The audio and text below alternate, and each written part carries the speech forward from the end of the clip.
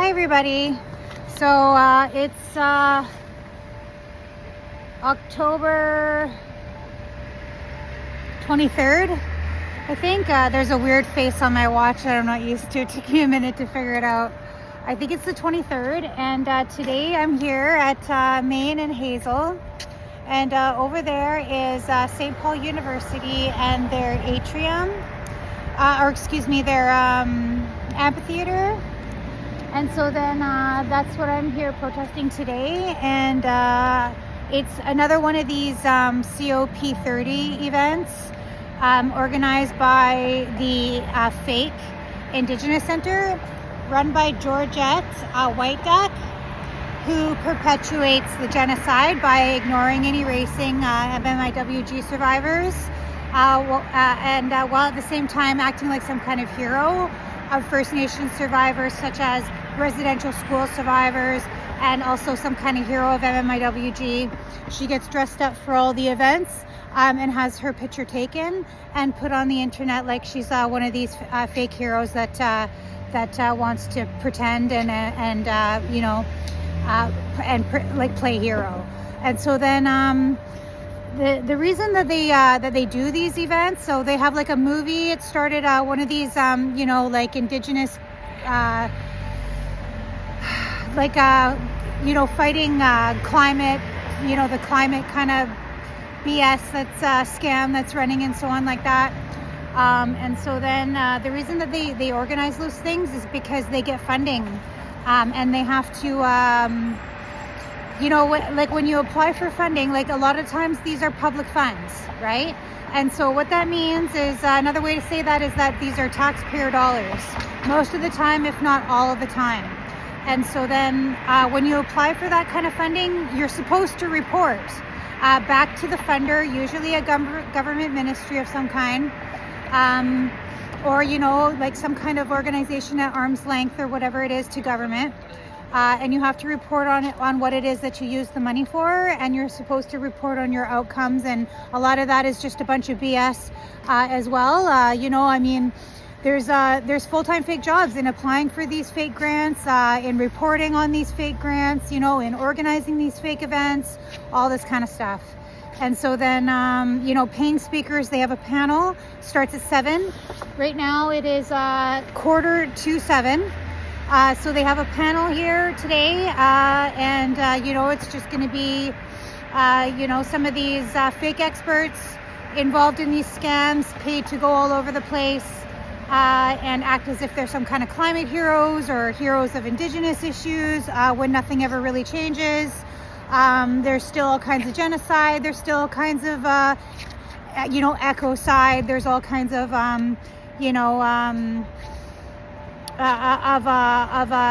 exploitation and extraction still happening, and ecosystems are still being wiped out, and so are Indigenous peoples all over the world. And so it's all just a big sham scam. And also, people need to know, I'm often asked about the Indigenous Center here. People are interested in my protest. People come and talk to me. And before I was protesting Georgette specifically, and before I was making any mention specifically of this fake Indigenous Center they have in here, people were asking me, well, what about this Indigenous Center and everything, and whatever they do, which isn't much. When I was studying here, there's, like I said, who knows what Georgette does all day, okay? Because her job is fake, and other than organizing these fake events, I'm not really, and designing these photo ops and whatever it is, I have absolutely no idea what Georgette actually does. And so then, and so I explained to people who ask that stuff is fake, and it's like a front, and it's just another outlet for them to get more of these, of this kind of funding. And it's just another outlet for them to act like they're some kinds of heroes of reconciliation, when really they're directly implicated in the genocide, right? So these are the reasons why, people like Georgette White Duck, right, who watched them erase an MMIWG survivor from this university and has probably seen that kind of, I don't know how long she's been here, but all of us are pretty well aware that this kind of thing, that what happened to me is not a rare thing. It's happened to tons of First Nations grad students, right? And so then, some of them were erased, and some of them, choked down that dehumanization, and they did fake research for their PhDs, and they brought that fake research into their communities, and they put that crap on their people so that they could get their PhDs. And I don't know what they were thinking. Maybe they were thinking that, if they just suck back all this dehumanization and whatever, that eventually they can do some real research. But I haven't seen any. So, this is the thing, right? And so, the youth need to know that if you're following this trajectory, and if you're trying to just sort of cover your eyes and cover your ears and pretend that the reality is this fake scam that they're trying to sell you, you'll get as far as this, and then the next thing you know, you have to become a genocider of your own people if you want one of these fake jobs. And by then, it's really hard to change your trajectory, to use a word that I just used. It's, once you've invested so many years and so much money into this career path, once you get to the place where it's time for you to start genociding your own people, it's very difficult to turn around. And this is what some people call selling your soul to the devil, right? There's many methods. A lot of people have done it. Practically, this is Ottawa, the land of fake jobs. Practically everybody out here, has sold their soul in one way or another. So that's the reality of what goes on in these Indigenous centers and everything like that. It's just a lot of smoke and mirrors, and it's a shame, and it's a fraud. And I don't know how they sleep at night. I sure as heck couldn't do it. And we have to start standing up, and we have to start calling out these fake leaders for what they are, which is genociders. So that's why I'm here to protest that. There's a bunch of other things I can talk about today, some other stuff that's coming up. So it turned out, these professors from the School of Social Innovation wrote a book, because they're fake experts. And so they had a book launch some time ago here at the university. And then as part of their CRITS program and all that stuff, that anti-fascism garbage that they're running, that whole program they've got running all the way, in November, there's going to be some kind of conference. So anyway, as part of all that stuff, they've got they had a book launch planned for Montreal.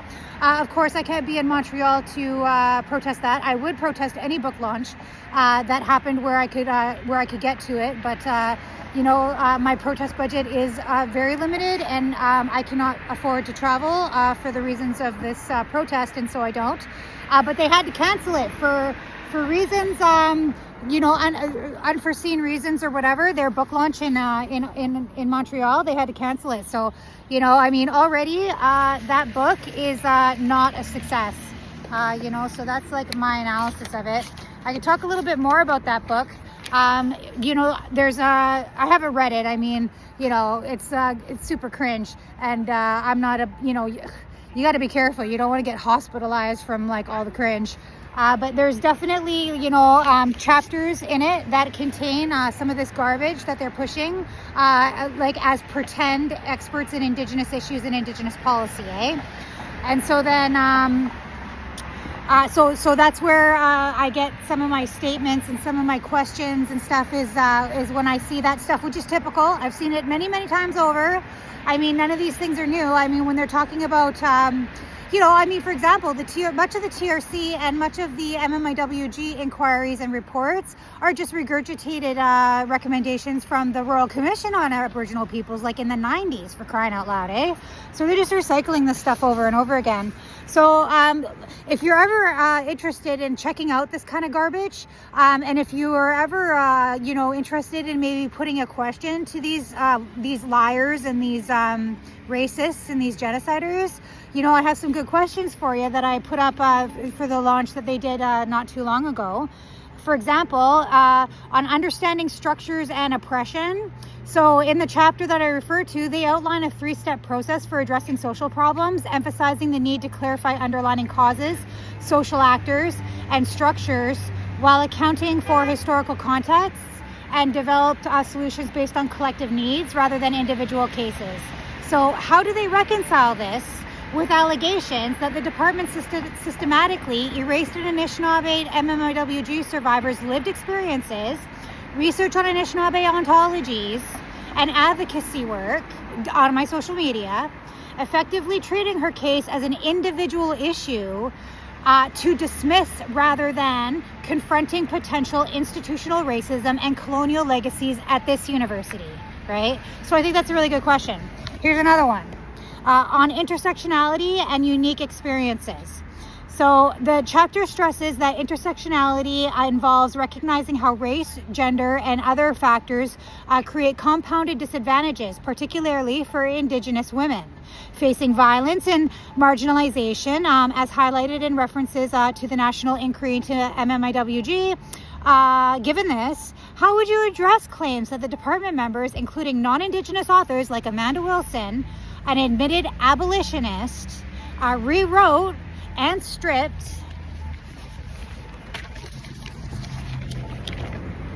relevance from an Indigenous student's research on reality construction in Anishinaabe communities, thereby exacerbating her erasure as a survivor of genocidal violence? So I think that's a really excellent question. Here's another one. On anti-racism and anti-oppression praxis. So you describe anti-racism and anti-oppression praxis, ARAO, okay? They've even got acronyms for their made-up garbage, as frameworks that challenge power imbalances, promote reflexivity, and foster solidarity rather than tokenism or symbolic efforts. In light of accusations that Chris Mackey arbitrarily devalued an Indigenous student's work using an EDI framework, equity, diversity, and inclusion, as a license to discriminate, and that the department blocked access to grading methodologies or comparisons, how do you explain this as aligning with the ARAO principles instead of perpetuating systemic racism in academic evaluation? So I think that's another really excellent question. Here's number 4, on decolonization and resurgence. So the chapter argues that decolonization is not a metaphor, but requires returning stolen lands and supporting Indigenous resurgence, including cultural revival and resistance. Nobody asked them for a resurgence, okay? So while critiquing superficial reconciliation efforts, how does this square with reports that the department extracted almost $15,000 in tuition from an Anishinaabe student, delayed addressing core research issues until the final semester, and then sabotaged her work, actions that allegedly hindered her from advancing Indigenous ontologies and advocacy rather than supporting decolonial praxis in academia? Okay, so it's because they're hypocrites that, I really recommend that you guys try to ask them these questions because I would like to know how they endeavor to answer them, right? Without gaslighting, which is basically impossible. It's impossible for them to answer these questions without gaslighting in some kind of word soup, or if they don't use word soup, it'll be racist. And so then when they can't do, like, if it's like, well, I can't gaslight and I can't say, like what really it is, because that's racism, then they just want to control our speech because they have nothing, right? And that's what this all boils down to. So then number 5, on transformative justice and accountability. You advocate for transformative justice that focuses on compassion, learning from mistakes, and addressing harm through growth and repair rather than punitive cancel culture that isolates individuals. Considering claims of fabricated complaints, retaliatory processes, for example, involving Heather Eaton and Simone Tremblay-Pepin, the expulsion without due process or evidence review, how would you apply transformative justice principles to resolve such conflicts within your own department instead of what appears to be punitive erasure of a marginalized voice? So, that's another really good one. And I have one more. On power and dynamics and privilege. The chapter uses the wheel of power and privilege, stupid wheel, to illustrate how dominant groups benefit from unearned advantages, often unconsciously, and calls for, it's not unconscious by the way, and calls for challenging these in institutions. Sorry, it's getting dark and it's difficult to read. As authors who are faculty in a settler colonial academic setting, how do you respond to assertions that non-Indigenous members like Amanda Wilson, like Simone Tremblay-Papin, exercised privilege by gaslighting complaints of racism, ignoring social media advocacy, and coordinating complaints to silence an Indigenous survivor, potentially reinforcing the very heteropatriarchy and colonialism you critique? So that's my little bit here on this book launch. A fake book that they worked on while I was studying here for those 2 years. I was never invited to contribute, and because they're not doing anything real, and they don't involve the First Nations in anything real, they erase us from, because they're working on fake things. So one other thing. Just got to pick up my sign because it blew over. I'll show you my sign real quick. So this is my handheld sign. St. Paul teaches racism and genocide. I recently weatherproofed this sign. If you see it's like shiny, I weatherproofed it with my method, my clear tape method, my packing tape method, and everybody's favorite. Diversity, equity, inclusion is a scam. That one is definitely popular with the people, with the general public. That message is the most popular message that I've probably ever had in any of my protests. Okay, so on one more related issue, this weekend there's a book fair here. So I think I'll probably be at this same intersection this weekend, Saturday and Sunday, for the book fair, which is a good opportunity for me to raise awareness about all of these issues that I'm highlighting here tonight. So I have a press release, and right now my press release is up on my X, and I'm going to be creating out of this video and out of these documents and stuff, I'll be creating a YouTube video that'll likely go up on my YouTube tomorrow sometime, Friday, October 24th. My YouTube is at Migizi Media 25. So Migizi is Migizi. It's Anishinaabe for eagle. Okay, so my press release regarding this book launch, book fair. Okay, so Anishinaabe survivor protests exploitation, erasure, and genocide at St. Paul University Book Fair. So an Anishinaabe survivor of missing murdered Indigenous women and girls, an advocate for erased First Nation survivors, will launch a peaceful protest at St. Paul University Book Fair on October 25th and 26th, 2025 at the corner of Main and Hazel Street in Old Ottawa East. The protest aims to raise public awareness about the university's exploitative and racist practices, such as sabotaging student research, setting students up to extract thousands of dollars in tuition, erasing MMIWG survivors, and fabricating evidence to weaponize internal processes against students. So the book fair provides a platform for the advocate to highlight systemic erasure and exploitation. The university recruits students only to undermine their academic work, their financial stability, and ruin their academic reputations, as evidenced by the advocate's own experience of being targeted and then erased after raising concerns about discrimination and racism. The protest calls on St. Paul University to engage in meaningful reconciliation, including an independent review of its policies and its actions on handling racism and discrimination complaints. Supporters are encouraged to join the peaceful demonstration or share their stories using the hashtag SPU accountability. Contact me, Dana Hickey, at dl_hickey@danahickey.com. About the advocate, so I'm an Anishinaabe MMIWG survivor of horrific genocidal violence in the late 90s. The advocate has been advocating publicly for erased First Nation survivors since 2022. They hold a master's degree from Laurentian University. There's a typo on here I'll have to correct. Supervised by Aurélie Lacassan. The advocate was recruited into the PhD program at St. Paul University in social innovation by Lacassan in a targeted effort to extract thousands of dollars in tuition from her, ruin her academic reputation, and genocide her by erasure. So those are the updates in regard to the racists and genociders here at St. Paul University, and that's pretty much it for my video update. And I'm going to get on with my protest. Like I said, this panel starts at 7, so I'll probably be here till around 9 or so tonight. And I thank everybody who supports my self-advocacy here at St. Paul University, and thank everybody for watching this video. Bye.